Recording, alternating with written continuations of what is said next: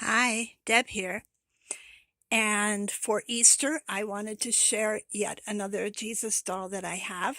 This is Ashton Drake, I think the 90s, 96 maybe. And it's Jesus turning water into wine. It comes with the doll. Look at that face. My sweet, serene Savior. And it comes with is that considered terracotta? Anyway, they're really, really amazing. Really. And then the water coming out and turning into wine. I included the Jesus. Yeah, I included Jesus. I included the Mary doll because at my brother's suggestion, as this miracle happened as a result of her request. And she deserves to be in this image too. So I do hope. I was going to wash his hands, but then I thought, the first 30 years of his life, he was a carpenter. As an adult anyway. He was a carpenter. He wasn't afraid to get his hands dirty. So I'm leaving him that way. So I I just really, for Easter, I really wanted to share this doll with you. I do hope you'll stick with me and listen to what I have to say about the miracle and what I learned. I've been a Christian my entire adult life, and I'm still learning things, so it's an experience, a wonderful experience. So anyway, if you would stick with me, I really appreciate it. So hang on. Hi, I'd like you to bear with me while I tell you a little bit about this miracle. Uh, I was raised in a Christian home. I became a Christian myself when I was a preteen, and Jesus was not a stranger to me. I love him. Um, but the story about turning water into wine has always confused me. Why he did it, why it was in the Bible. Something so trivial, it appeared trivial to me as a Christian. But here's what I've learned.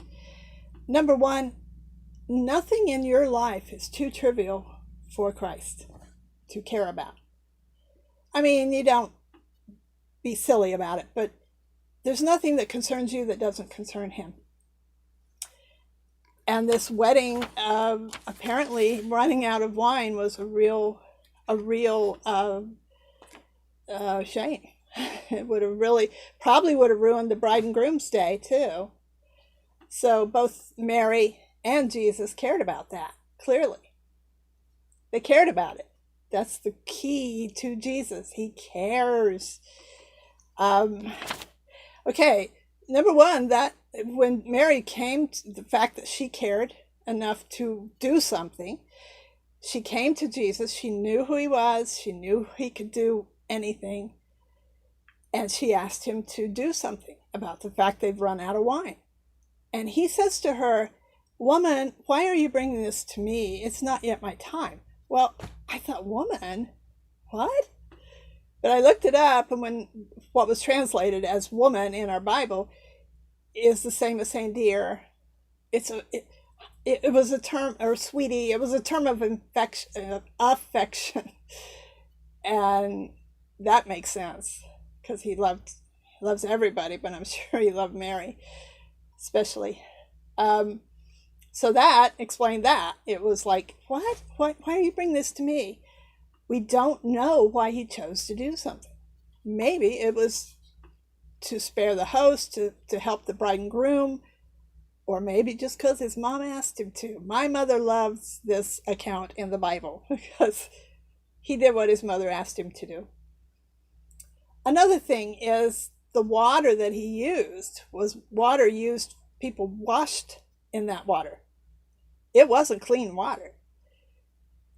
And that's symbolism. He took something unclean, like me, and turned it into something acceptable and beautiful in his sight and worthwhile.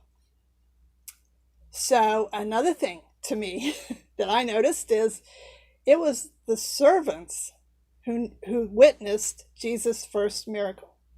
Not the kings, not fancy people, servants are the people who witnessed his first miracle, and he then told them to dip some out and give to their host. Well, what faith they had in him to take what was washing water and serve it to their hosts, believing that he had done something special.